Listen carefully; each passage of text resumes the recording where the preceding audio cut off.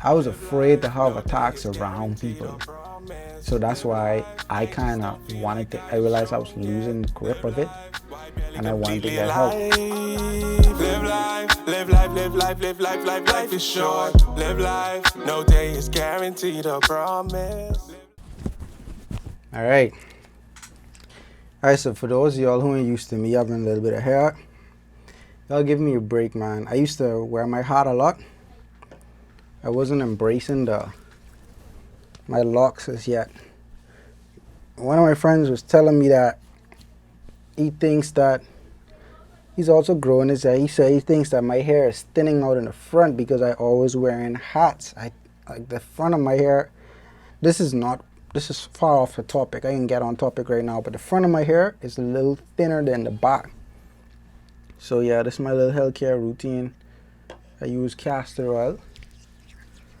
So yeah, by the way, my mom has a business for those in the Bahamas called Christie's Skincare. She sells castor oil, she sells coconut oil and natural soaps. That's just a little plug for mom right there. So yeah, check her out. Link in the description for her Instagram. Photography by yours truly on her page. And I'm not gonna go comb my hair right now. It's like after 11. If y'all can't watch my video because my hair don't look like I going on a job interview, then y'all probably in the right person to be on this channel because y'all can't accept me for my natural state. You feel me? So yeah. So the reason for me starting counseling is a little different from the reason why I still do counseling. Counseling is so broad, it's so opening, it's so mind opening and life altering that you could start counseling and talk about X, but it ends up helping you with Y and you didn't even know you needed help with Y. And that's what counseling has been for me. I shared a video, I did a live show on Instagram kind of outlining why I go to counseling and a little bit of my mental health history. A lot of persons who know me don't even know that I struggle with anxiety for 10 years. Wow. Right? Panic attacks or anxiety attacks. I don't know which one to call it. But yeah. And the story, I did it more in a conversational way, so it's real long. I don't even want to post that on YouTube because it's long. Maybe I should. I don't know. But I'll give a summary of it right now for this video. So really my reason for doing, but I'll give a summary of it for this video. But really my reason for doing it was that I always used to have these panic attacks or anxiety attacks where it really started at a young age. I'd say real young, maybe 9, 10, I don't know. Maybe before that, I always thought about like metaphysical questions, deep questions. I'll give an example. I won't give the ones that trouble me the most. Or I'll give an example of, say, like one that used to trouble me a lot was like, what if there, everybody say that, hey, God created the earth and nobody created God. He was always there. So I was like, what if there wasn't a God? Like what would the earth be? Like I would try to go way back to like nothing and I would try to basically destroy existence. I hope that's not troubling for anyone.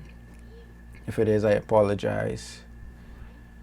But yeah, I used to think about some deep stuff and some of those things actually really were some real deep questions, some legit questions that maybe I should have spoken to an adult about. But a lot of persons don't believe this, but growing up I was very quiet. I was a kid who didn't really talk much. I was mostly in my head.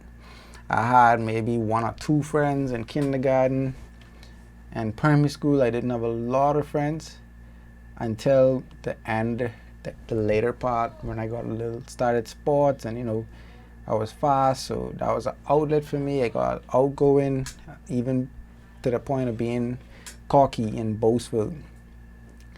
So yeah, some of these things had stuck with me to the point where when they came back around at around 16, which was also like a low point for me, just generally I think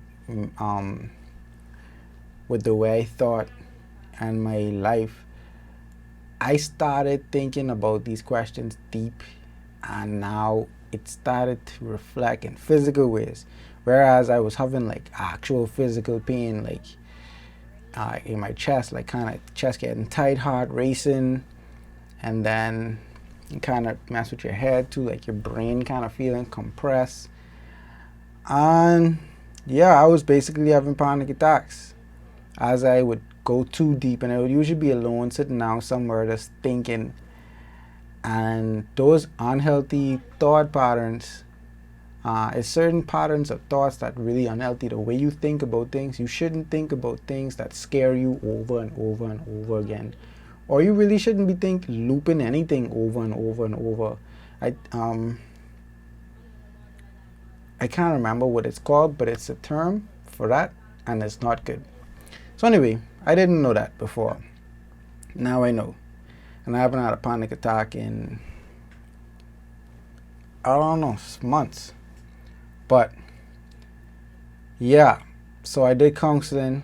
I decided, I had a friend in college who, I gotta share that story again one day too. My friend unfortunately passed away, but she used to suffer from clinical depression.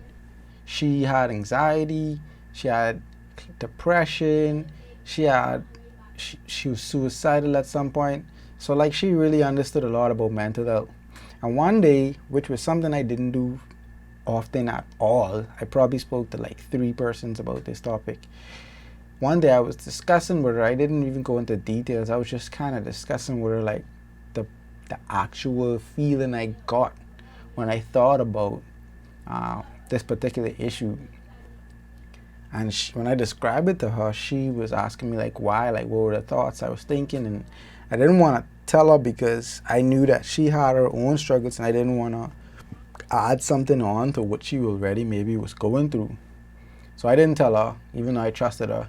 But she told me that what I was having was anxiety attacks or panic attacks, and I was like, what? Like, I was like, me? Nah. I was like, she think I going through that? I thought that I was normal. And that's the next thing. Having mental health challenges where it is something acute. I feel like my own is kind of acute.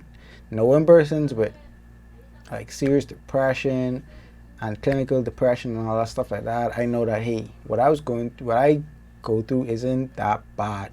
But that doesn't mean that you don't need help or that you should be ashamed of it or anything. Like all of us or many persons suffer from like, small degrees, and some persons large degrees of mental health challenges and don't even know. The key is to understand it and to get help.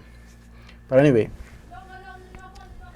so yeah, I decided to go to a counselor at school, but I didn't go to the counselor at school. This is like 2 years after my friend told me that this is what I was going through. So I said, okay, maybe I should get help, but then I wasn't ready. So maybe 2 years later, I decided to, after my friend had already died, by the way, I said, let me try this counseling thing out.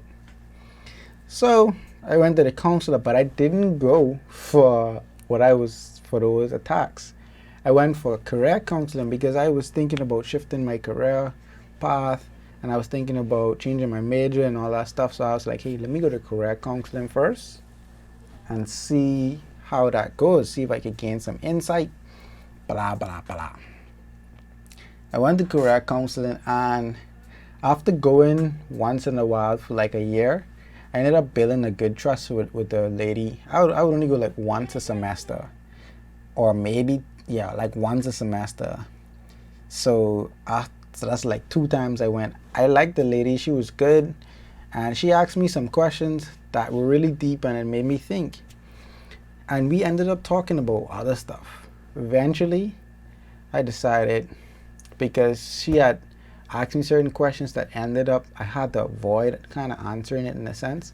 And I decided, hey, this might be the time for me to face this fear and talk to a professional about it. I spoke to her about it, and as usual, she didn't really seem like she knew what to say, but she helped me to realize that it was an unhealthy way of thinking and stuff like that, and it was a process. But my attacks lessened for some time. It varies, went up and down. But recently I decided to start counseling again because sometime last year the attacks came back and I was having them pretty often. And I started having them while around people, but not so much around people. I would be able to move away and then have the attack maybe in a bathroom or somewhere secluded. But that never used to happen. I was only having the attacks mostly like alone, and I was afraid to have attacks around people. So that's why I kind of I realized I was losing grip of it and I wanted to get help. Long and short of the story, things started to get better and I didn't want to go to counseling anymore. But my church, I don't know not much churches do this, not much places offer this, but my church offers counseling services for free for members, right? So that came around right around the time of like a month after I had started looking into counseling, but I had kind of pushed it aside because the prices were high and I didn't think I was able to afford it. So I decided to take up my church on the offer, and I went for it. And I've been doing counseling since maybe, I don't know, April, May, June, I don't know, maybe 2 months. Yeah, maybe 2 months. I finished now, but I'm finished my 5 main sessions, but I do like monthly check-ins now. And it's really good. Like some of the things that I learned, let me see if I can pull it up while I'm talking. Some of the things that I learned were it's really good stuff. Like, I didn't really expect to get that much out of it. You know what I mean? Like, I wanted to get stuff out of it, yes. I wanted to learn and blah, blah, blah. But I got stuff that I wasn't necessarily looking for. So we went into things areas of my life that that had nothing to do with why I started counseling, right?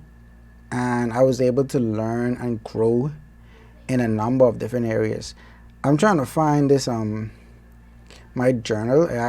She actually helped me to do a journal, but I wrote down some things that I got from counseling.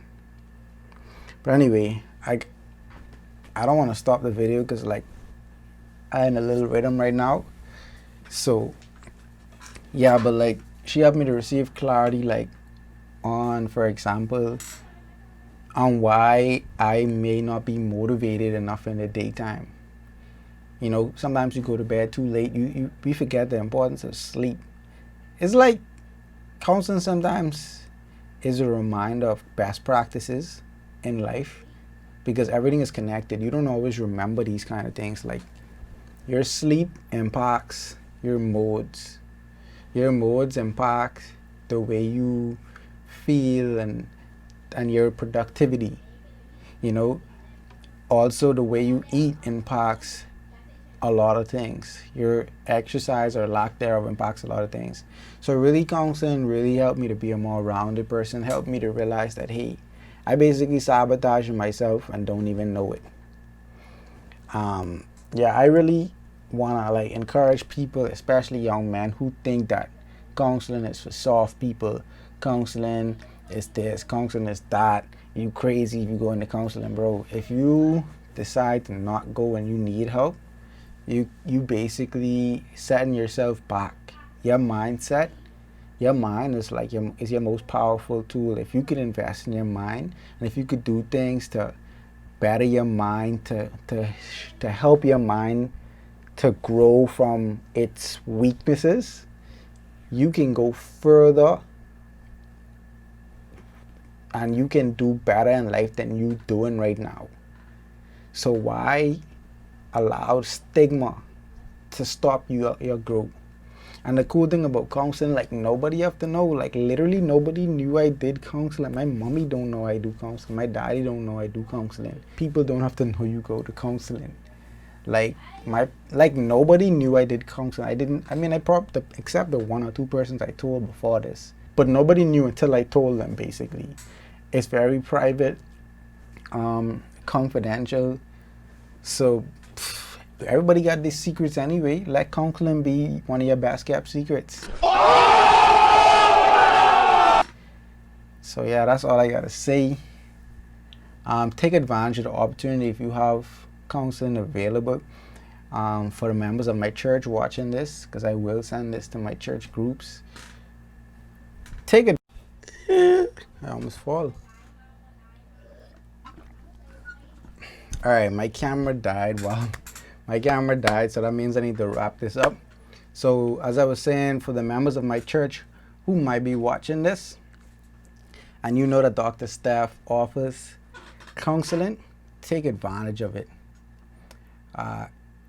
Just do it, man. Like, what you scared for? I ain't gonna know. Nobody can know. Pastor ain't gotta know.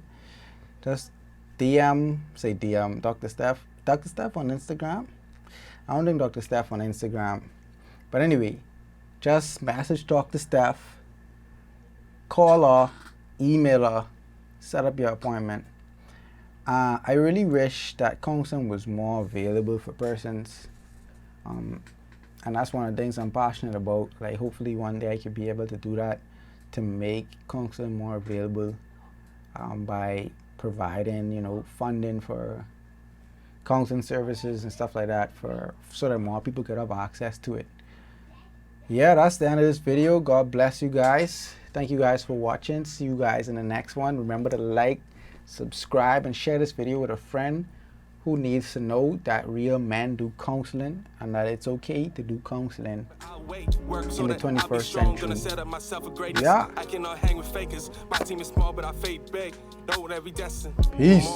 But until then, live life. No day is guaranteed or promised. Live life. Anxious, don't feel like I am strong yet. Live life.